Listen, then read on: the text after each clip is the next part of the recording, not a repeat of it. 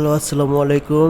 আজকের এই ব্লগে আপনাদের দেখাবো পদ্মার পাড়ের লোকদের জীবনযাত্রা, তারা কিভাবে জীবনযাপন করে।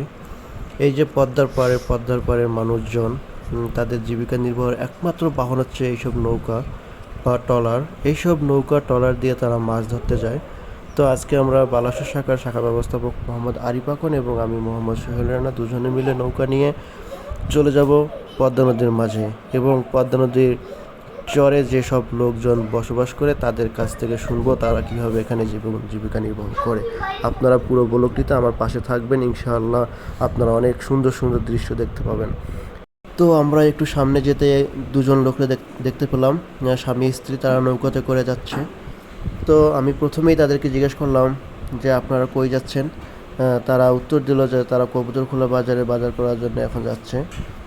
তো আমরাও তাদের পিছনে পিছনে যাব এবং তাদের কাছ থেকে শুনবো তারা এই চরের মধ্যে কতদিন যাবৎ বসবাস করতেছে এবং তারা কি কি প্রতিকূলতার মধ্যে বেঁচে আছেন, এবং তাদের যে এই চর থেকে বাজারে গিয়ে লোকালয়ে গিয়ে সব কিছু কিনে এনে খেতে হয়, তাদের এই অভিজ্ঞতা আমরা শুনবো। তো চাচা আমাদেরকে বলতেছে, ঠিক আছে বাবা, চলো আমরা একসঙ্গে যাই, তোমাদের সঙ্গে গল্প করতে করতে এই দুজনে দুটো নৌকা নিয়ে চলে যাই। তো আমরা চাচার সঙ্গে গল্প করতে করতে আসতেছি।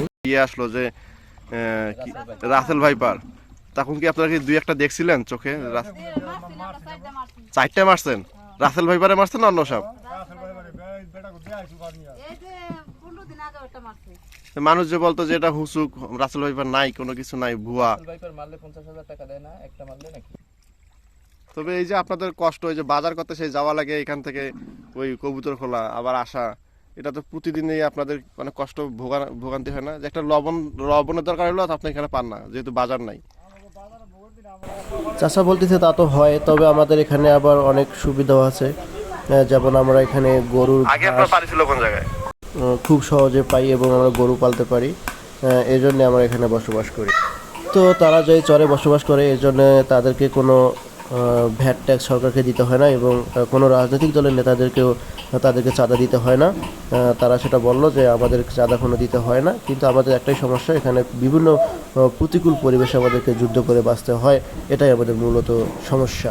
তো যাই হোক, সামনে আমরা খুব একটু ভয়ানক জায়গায় যাব।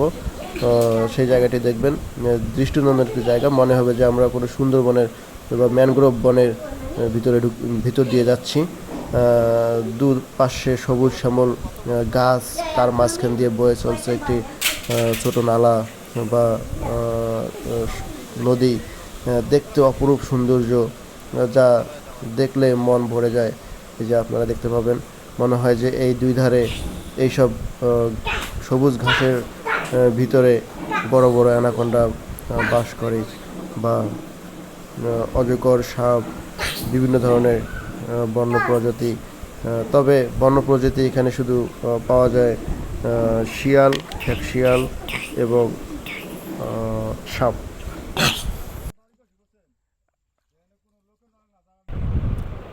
তো সামনে যেতে যেতে আমরা আরও দেখতে পাবো পদ্মার পাড়ে যে মেলা হয়, প্রতি বছরে পদ্মার পাড়ে মেলা হয় এবং পদ্মা নদী দুধার দিয়ে মানুষ জমায়েত হয়।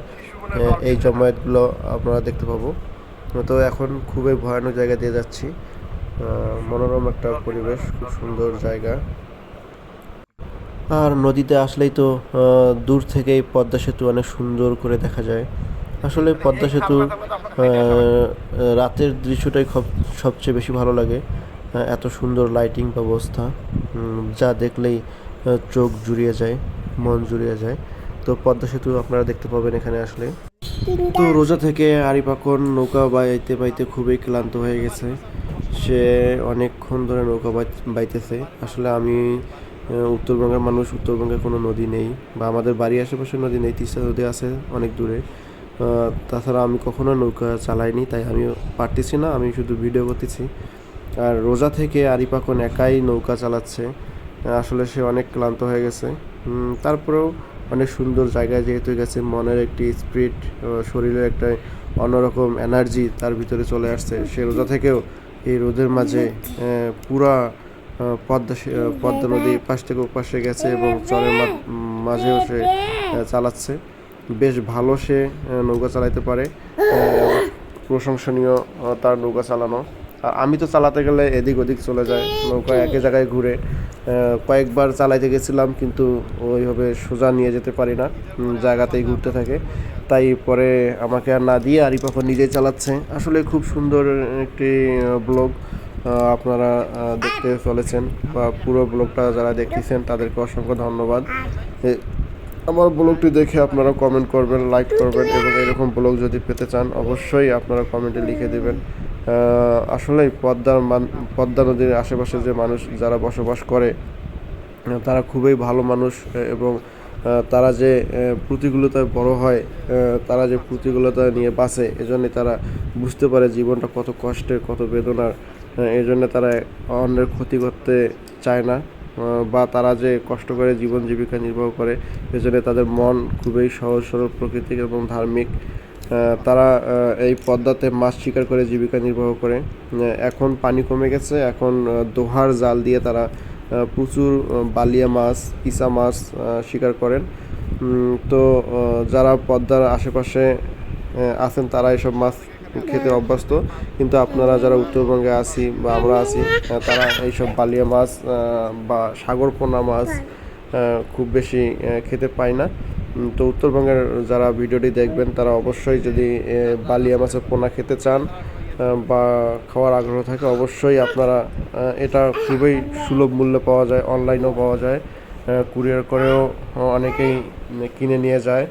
তো যদি জানার ইচ্ছে হয় আপনারা কমেন্টে লিখবেন, আমি আপনাদের কীভাবে পদ্মা নদীর সরাসরি বালিয়া মাছ, পদ্মা নদীর ইসা মাছ এবং পদ্মা নদীর চিংড়ি মাছ এবং আরও সাগরপোনা মাছ এই পদ্মাতে পাওয়া যায়, এইসব মাছ হোম ডেলিভারি পর্যন্ত দেওয়া যায়।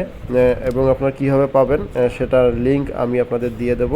আপনারা অবশ্যই যারা পদ্মা নদীর মাছ খেতে চান জানাবেন। আসসালামু আলাইকুম।